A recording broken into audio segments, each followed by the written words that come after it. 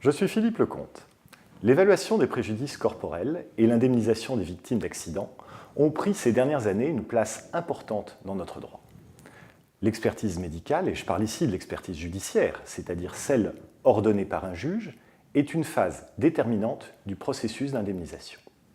Les préjudices les plus importants justifient largement la présence de l'avocat, que ce soit pour la victime, mais aussi pour la compagnie d'assurance.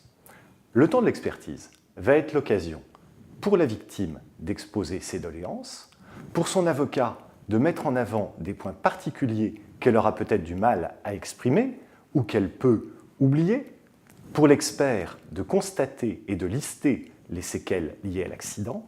Elle est l'occasion pour l'avocat de l'assurance d'envisager des solutions pour la victime dans leur globalité. C'est aussi l'occasion de déterminer avec le médecin de la compagnie et l'expert ce qui est imputable à l'accident et ce qui ne l'est pas. À ce titre, la présence à l'expertise médicale de l'expert judiciaire, de l'avocat de la victime, de son propre expert médical, ainsi que de l'avocat de l'assurance et de l'expert médical de la compagnie, ne doit pas être vécue de manière négative ou comme une remise en cause de la parole de la victime.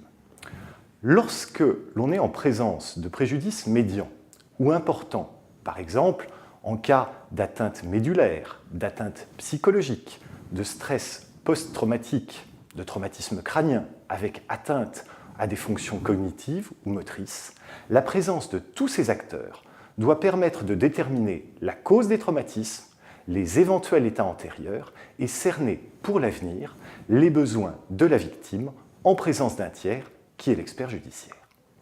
En pratique, le jour de l'expertise, l'avocat de la victime et l'avocat de la compagnie d'assurance restent présents lors de la première phase qui consiste à retracer l'historique et exposer les conditions de vie et les doléances de la victime.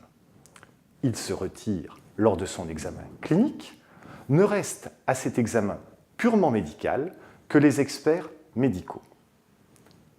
Les avocats reviennent ensuite pour participer à la discussion sur l'évaluation des troubles fonctionnels, les taux de souffrance endurés, la nature des préjudices d'agrément ou encore, et c'est souvent encore une discussion importante dans les préjudices corporels les plus graves, les besoins en aide humaine.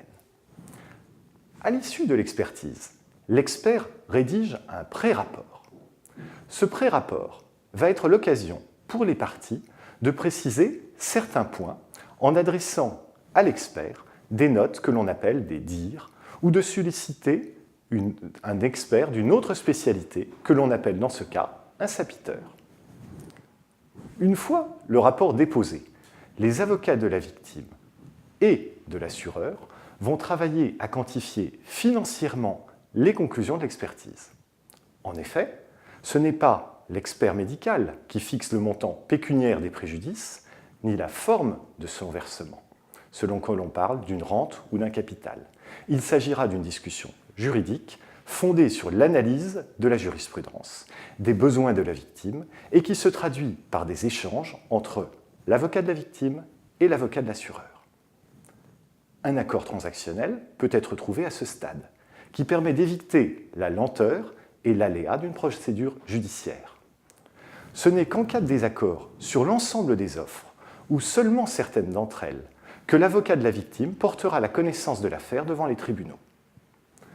Quelle que soit l'issue, transactionnelle ou judiciaire, le fait que les avocats aient été présents à l'expertise leur donnera une meilleure connaissance du dossier pour parvenir à ce qui doit être l'objectif tant de l'avocat de la victime que de l'avocat de l'assureur, la juste indemnisation. Merci de votre attention.